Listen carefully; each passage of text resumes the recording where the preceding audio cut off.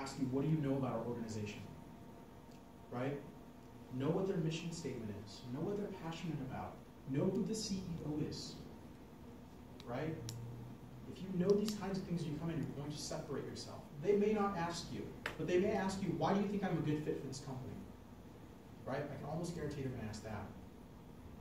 Yeah. I think you're a good fit for this company because when Mr. Cox started this company back in 1899, and he thought that employees deserve to be treated right, and he has done that since. That's a company I want to work for. I'm passionate about that. Right? Knowing that about your company. Right? Those kinds of things help. Ask questions. And I always have 3 questions.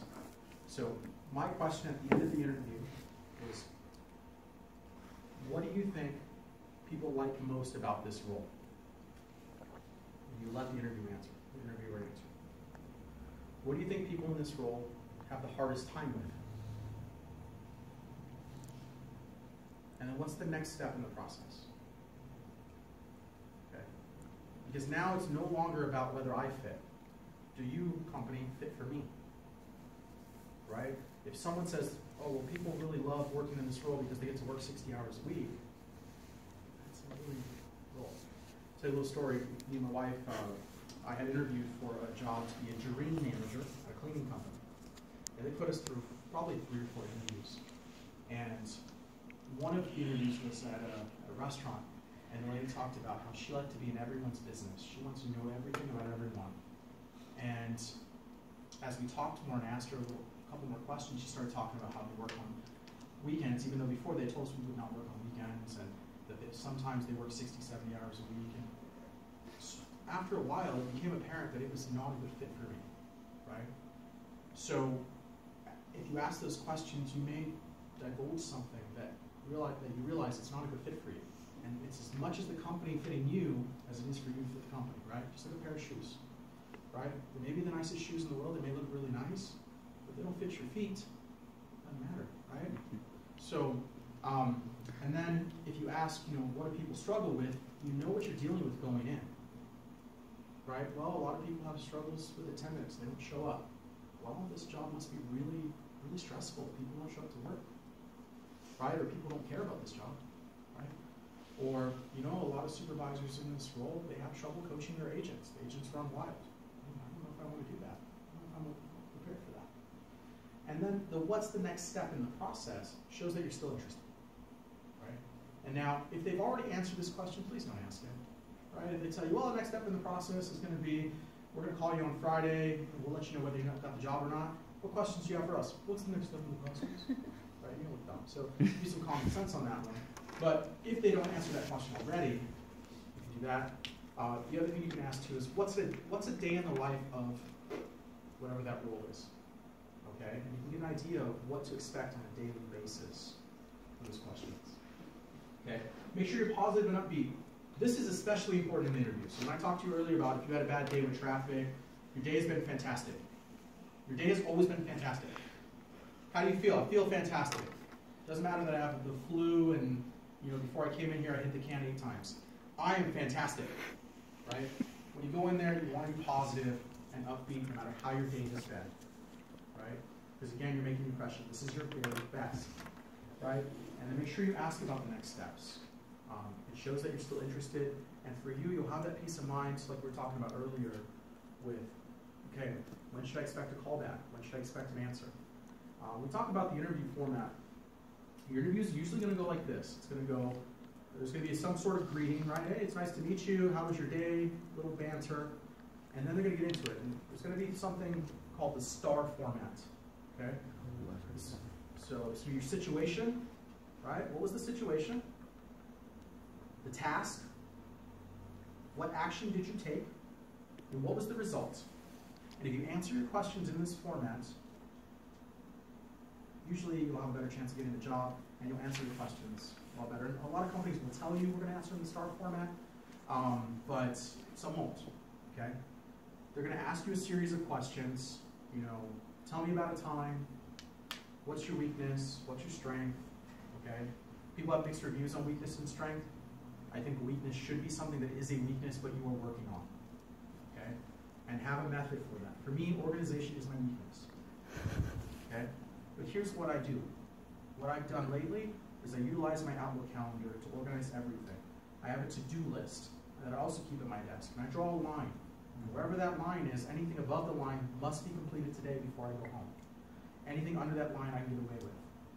Right? So at the very least, I'm going to complete the things before the line, right? Because I'm working on it. Okay? Some people think that it's a good idea to go into the interview and pull out a strength and kind of cop out on it. Well, I'm an overachiever. I work so hard. Some people it works, but I think most people are really looking for a true weakness, right? And when you talk about your strength, be passionate about it. What's your strength? I absolutely love people. I love to talk with people. I love to grow people. I love people. I could not see my life without people around me, right? Whatever that is. Be passionate about it. Okay. Any questions about that so far? Oh, I'm sorry. I lost my train of thought. They'll ask you some questions. After you've answered those questions, okay, I want you to gauge the interviewer's face. If they look like they aren't into it, you can ask, when they ask you questions, when they say, okay, well, what questions do you have for me? Is there anything about my experience that would keep me from getting this position? Do you have any questions about my experience? Right? Only use this if the interviewer doesn't seem really into you. A lot of times they'll tell you. I remember I interviewed for a branch manager position at Chase, and I thought I did really well, and the lady's face she did not look like she was into me at all. And so I asked her, like, is there any questions about my experience that I can further clarify for you? I don't think you're good at team building. I don't think that you've demonstrated that you were able to do team building. I'm going to get a second chance to answer that question. So, you can use those things, but only use them if it doesn't seem like the interviewer's into you. If you ask that question without that, then it may seem like you're not confident. Okay? You get your opportunity to ask a couple questions. After that's done, usually you get dismissed. Right? Well, you have a great day and we'll be in touch, whatever. And then usually you'll get a response back within their given time frame. If you do not get a response back within their given time frame, reach out. Either something's happened or you didn't get the job, and usually they'll let you know either way. So, any questions there, guys? Good. Interview don'ts. Yes. Don't talk about salary. Okay. It's kind of cliche, but when we go into an interview, your hiring person thinks you're there because you want to do the job. They don't think you're there because you heard the salary was $70,000 a year, right? They think you're there because you want to do the job, and that's what you're going to talk about. Don't talk about planned vacations or things you need. The offer is where that comes in, okay? This is all business right now, right, as far as whether you're a good fit for the role. So don't talk about things you need. Understand that you are here asking this person for a job. So the only question you need to answer is what's in it for them, right? They don't care what's in it for you. Don't talk about any health or illnesses, okay? If you have some kind of disease that would keep you from doing the job, that is none of their business, and you are actually legally protected from not having to disclose that, okay? So if you have cancer or diabetes or something that would keep you from doing the job, you do not have to disclose that to your employer because they are not allowed to discriminate against you for that, right? And so you don't want to give them a reason to, okay? Don't talk about religion. Yeah, when I was at Chase, I got to do some interviews, and we had some people come in and say, well, I'm Jewish, I don't want to work on Saturdays. It's against my religion. Now it's not the time for that, right? And not only that, but I can't discriminate against your religion from you telling me. And so, at that point, you put me in a situation I don't want to be in.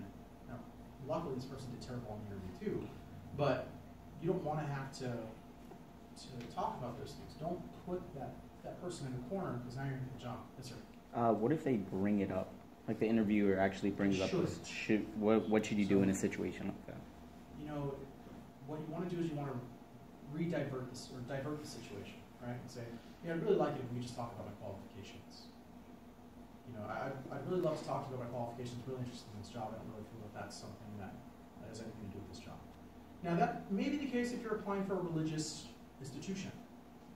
I have read online some places require you to be a certain denomination for them to hire you, right? And so that may be the case in very small circles if you're hiring for a religious organization or political organization. I would imagine that if you go and try to work for the Democrats, they would want you to be Republican. teaming, right? But for the most part, you're not going to talk about that stuff. Okay? Don't ask if you got the job. Okay? Because chances are they still have to interview candidates, and you have no idea how many times that's happened. Actually, kind of funny story. I was interviewing at Chase, and a young girl came in, flip-flops, spaghetti strap, right? Wow. She came in, she absolutely murdered the interview. She did a great job. And we asked her, why do you want the position? She's like, I don't know, my dad made me apply for a job, right? And we're like, okay. She did a great job in the interview, but she came dressed up like crap. And then she had that answer, and we're like, okay, we'll be in touch. Well, did I get the job or what? I gotta tell my dad, right? Like, well, we still have candidates. Well, did I get the job or not? And it puts you in a situation where you really can't answer it. They can't disclose that to you because it's not fair if they still have other candidates to interview, right? So don't ask that question. You really stand off. May I add to that? Yeah. This is not in her defense, but more in what it sounds like she did, Right. which is she walked in there relaxed. Yeah. She walked in there relaxed, and I presume she just answered the questions, and then she destroyed the interview. So that's a good advice for all of us. Like, rather than walking in there completely nervous, just like, oh, I have to answer these questions. Yeah. And I'm gonna dress the way Daniel told me to dress. So yeah. I would definitely own the room, right? I mean, you want to own the room. It's yours, and you want to go in there relaxed. It's hard though, because for a lot of us, we don't know what to expect, right? And sometimes you're going to get really weird questions. I remember I interviewed for a mortgage company, and they asked me, why are manholes circle? So mortgage, I don't know. It's not what I mean, right? But it's just one of those things to see, do you think quickly, right? You're going to give me an answer. Or if they Wolf of Wall Street, you sell me this pen, right? You guys do know that that trick is not to describe the pen, but rather to ask questions, right? So depending on what you get in the interview, they may ask you some questions, and you may not prepare for them. So it's hard not to be nervous during an interview sometimes.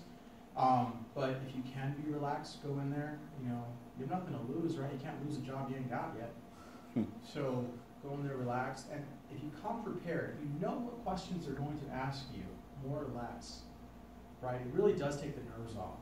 I think a big part of our fear is just the unknown. We don't know what we're going to get asked, right? And so you go in there and you're like, all right, I know they're going to ask me this. And then when they ask you one of those off-the-wall questions, you know what to do. And Glassdoor is great. Go to glassdoor.com. A lot of them have interview questions from that company. So you can go in there, and sometimes it will give you some of the questions that people were asked. And if there is any kind of weird off-the-wall questions, they'll be on there sometimes. And you're like, all right, I'll be prepared for that. And you go in there and you're like, manholes are circular because if anyone falls through, they're less likely to get cut on jagged edges. That's why they're circular. Oh, okay, that makes sense. Right? So, and again, don't be negative about anything. Right? Even if while you're interviewing, you find out some things about the job you may not have liked. Right? Still keep that face, right? Keep your game face on. Okay? Any questions? Just about the pen thing. And I didn't understand that, the Wolf of Wall Street thing. So, like every time I watched it, I didn't understand. Kind of goes back to the 80-20 rule. Okay. Right? You want to be listening more than you talk. And so when he has to sell the pen, the trick to that is salesmen do not tell you about features, right? We tell you about benefits. And the only way I know something's a benefit to you is by asking you questions, right? So it looks like you wear glasses, right? Yes. All right. So what do you look for in a pair of glasses? Stylish. Okay, so you like to look stylish. Would you say that you're a stylish person? Yes. Okay. So your glasses need to be stylish? Yes. How much would you pay for a stylish pair of glasses? Max is like 150. Okay. So if I had an even more stylish pair of glasses than you had today, would you pay $150 for them? Probably, yeah. Great. I happen to have a stylish pair of glasses. Here you go. Nice. Right? That's the idea behind the pen. Right there. You ask them questions, you get the customer to sell themselves. That makes Right? sense. What happens to those people come in and they say, oh, well, looks like you pen this is a great pen. It writes in black. It's a ballpoint pen. It has this gold trim. People don't care about that stuff, right? Unless you ask the questions, you don't know the answers. You don't know what's a benefit. And a feature does not become a benefit until a customer thinks it's a benefit. So now if you have a pen question, you know an answer. All right. I like that. I didn't. It's really good. All right. So salary negotiation, accepting the offer. Okay.